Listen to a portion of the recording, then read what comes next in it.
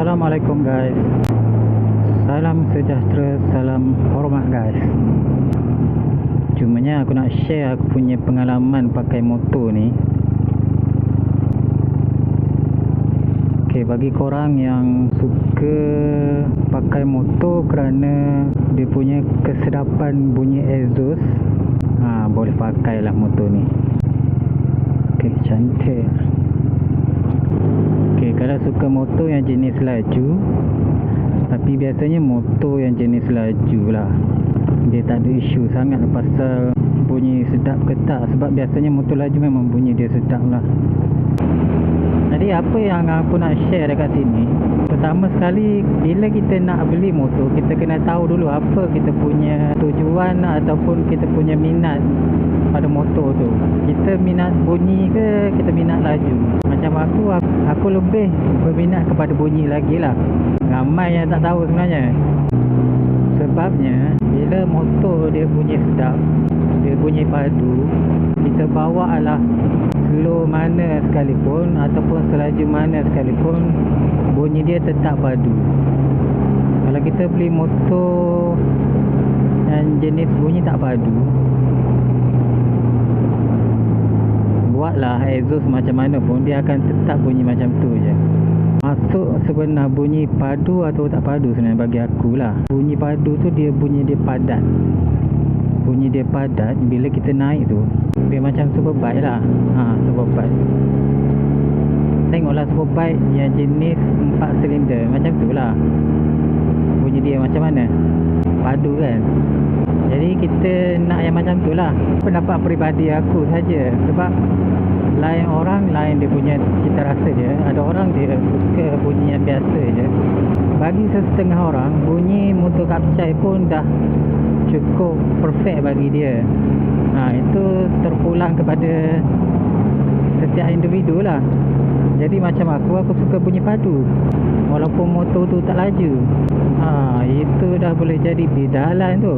Motor ni dia taklah sepadu motor 3 silinder ataupun 4 silinder yang lain, tapi boleh lah untuk orang rasakan sendirilah kemerduan bunyi 2 silinder Benelli ni. Dia punya bunyi tu lain macam sikit. Jadi memang layan lah. Layan. Ada ke motor laju bunyi tak padu? Ada. Kenapa tak ada pula? Bagi aku lah, ni pendapat peribadi aku lah.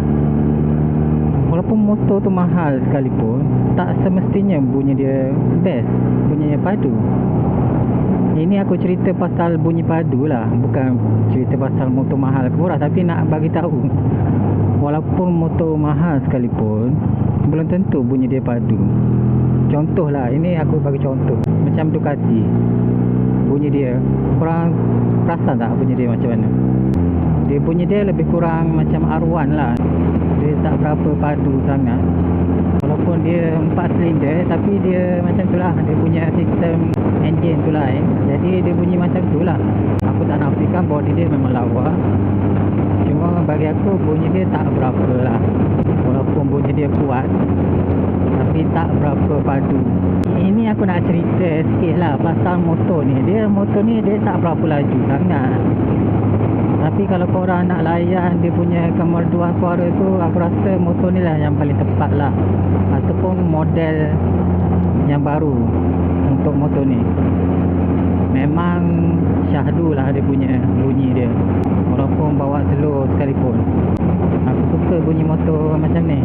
Macam biasa lah, bila kita pakai motor apa sekalipun, confirm lah kita akan ada niat nak tukar motor baru ataupun nak impikan motor yang lebih sedap lagi. Macam aku lah, walaupun bunyi motor aku dah padu untuk 2 silinder, tapi aku tetap suka motor punya 4 silinder. For inline lah. Macam mana tu?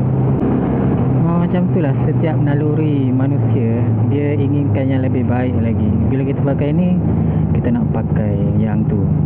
Bila kita pakai yang tu, nak pakai yang ini. Kita punya cita rasa tu sentiasa berubah-ubah, sentiasa nak yang lebih baik. Jadi tak salah jika ada bajet dan kewangan yang kukuh, boleh saja ambil yang baru, yang ikut pada yang kita suka. Tapi itulah kita punya bajet dan kewangan tu kadang-kadang terhad untuk setiap orang dan berbeza pula untuk setiap orang. Jadi apa yang terbaik, kita pakai apa yang ada saja, ataupun kita cari yang okey sikit lah. Biasanya kita ada beberapa pilihan, bukan kita ada satu pilihan je. Kita ada lah 2-3 pilihan dalam hidup kita ni. Takkanlah bila kita target benda tu, kita nak benda tu je.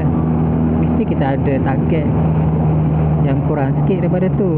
Macam tu lah kita punya planning hidup kita ni. Kita sentiasa ada plan A dan plan B. Kalau tak ada plan B, kita akan terus pada plan C pula. Macam tu.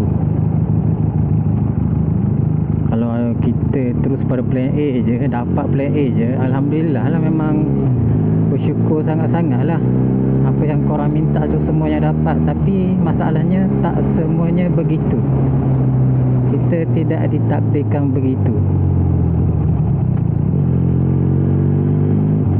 Jadi apa yang perlu kita buatlah pilihan yang kedua terbaik. Itu tak ada masalah. Jadi aku rasa setakat ini saja sembang kosong pada hari ini. Dan jangan lupa guys, subscribe Diary Motovlog.